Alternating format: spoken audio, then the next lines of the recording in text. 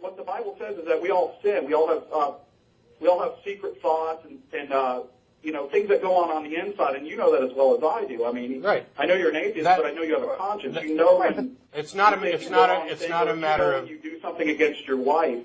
The problem is with that kind of you're limiting God on what He can judge. You're saying God should only judge a rapist or a murderer, but Joe Blow, the neighbor who's always gone to work and takes care of his family, should enter heaven.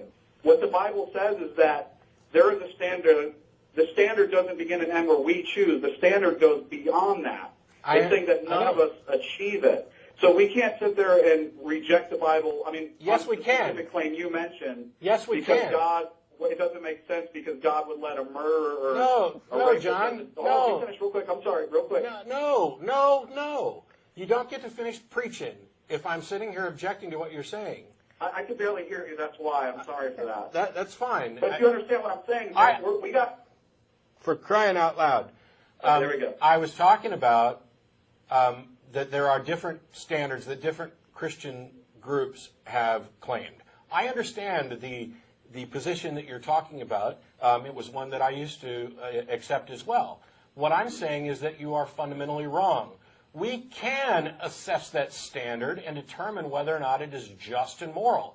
The fact that some old book asserts that there is some higher authority, even if it's true, even if the Bible is true, and there is a God, and He's judging people by some standard, I find it morally repugnant and reprehensible, and I want nothing to do with Him. Anybody who would advocate that person X deserves to be tortured forever in hell or annihilated simply because they could not believe something for which there was insufficient evidence, while some other credulous numbskull can go out and kill and murder and rape and have a deathbed, that is not justice. It is not. And I am imposing my own moral standards on it. But you know what?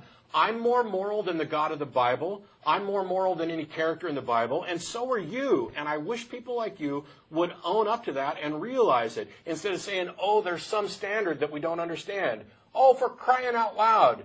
Is there any possible way you could conceive of a standard that would punish this person and not punish this person when everything about you tells you that this person is a sick, evil predator and this person is an innocent, good-hearted individual? Can you even remotely conceive of that? And why would you care that somebody else can?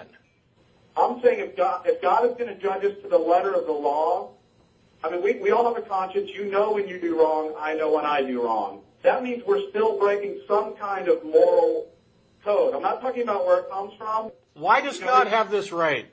Because He's God. I mean, if He's going to judge the rapist and a murderer, how are you going to tell Him that He can't judge me or you? Why not? How does that make Him any different from a mafia boss?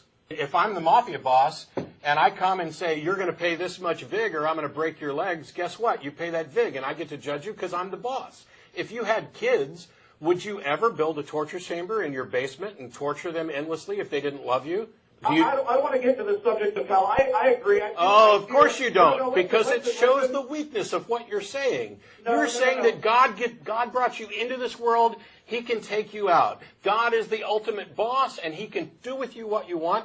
And I say that with that kind of power comes responsibility, and it's patently absurd to go ahead and grant to some deity, whether he exists or not, that he has the right to treat the person who lied and the person who raped equally, as if they've committed equal wrongs. It's absurd, and you fundamentally know it.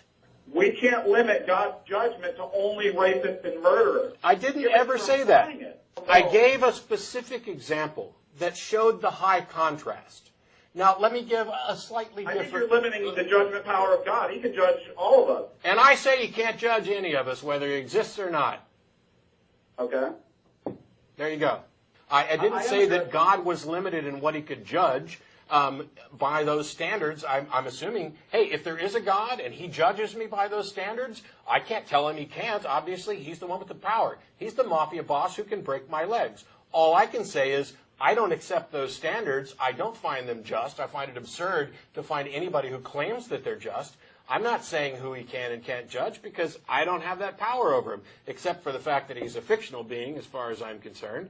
This type of system is a dictatorship, a fiat that makes all crimes, all sins, which I reject that concept, but all wrongs equal, and everybody begins with this pitiful, poor state of being worthless and in need of redemption from before they were born, even. And those who don't believe the unbelievable are somehow punished. But if that's the way the system actually works, then my assessment is that it is immoral.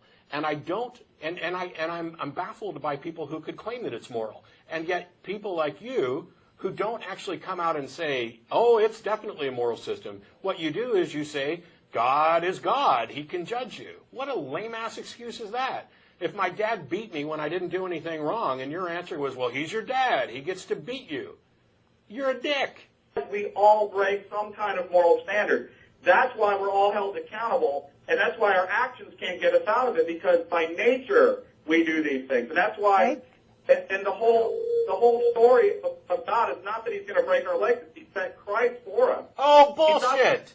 No, that was bullshit. No, you're done. No, that is the excuse. That's the mafia boss saying, I'm going to break your legs unless. Jesus is the unless in the story. Well, unless you pay me would be the mafia boss, and that's what Jesus would represent. Jesus is the loophole.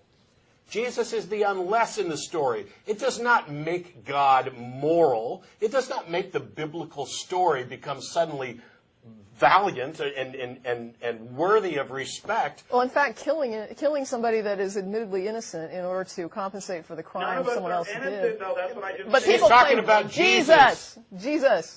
Oh, I'm to sorry. slaughter an innocent person and say, well, that's just recompense for the crap you did.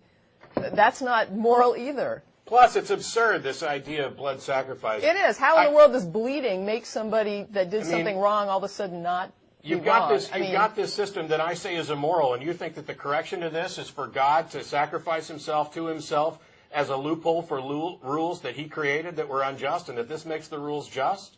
That's crazy. I think at the end of the day, we all still sin. We all know we're all imperfect. But your mafia scenario is, I don't think it's accurate. You're saying the mafia boss is saying, I'll break your legs or else. Yeah. I'm saying the mafia boss has every right to break your legs, but he doesn't. Okay.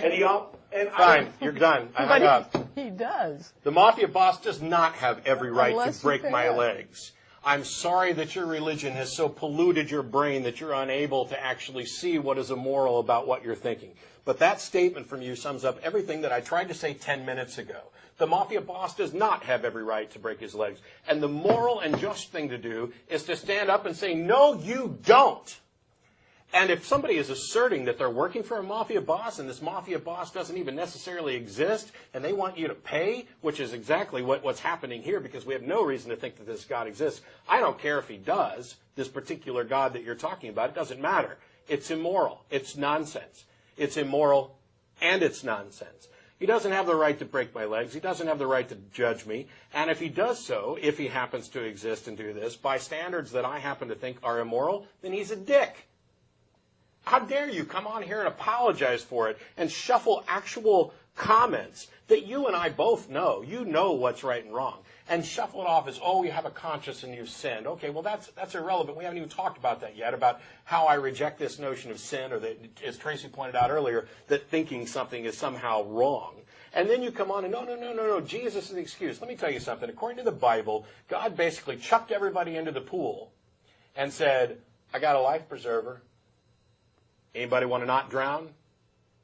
He's ultimately responsible. The story, and I agree, I'm getting worked up, and it's not because I think that there's any truth to the story. It's that I'm so freaking offended and pissed off that there are people out there who take this fairy tale and make excuses for it and say that this is something good that people should be applying to their lives, or that we should make 2010 the year of the Bible. Listen to yourselves. I'm more moral than that, and so are you, and you guys need to just own it.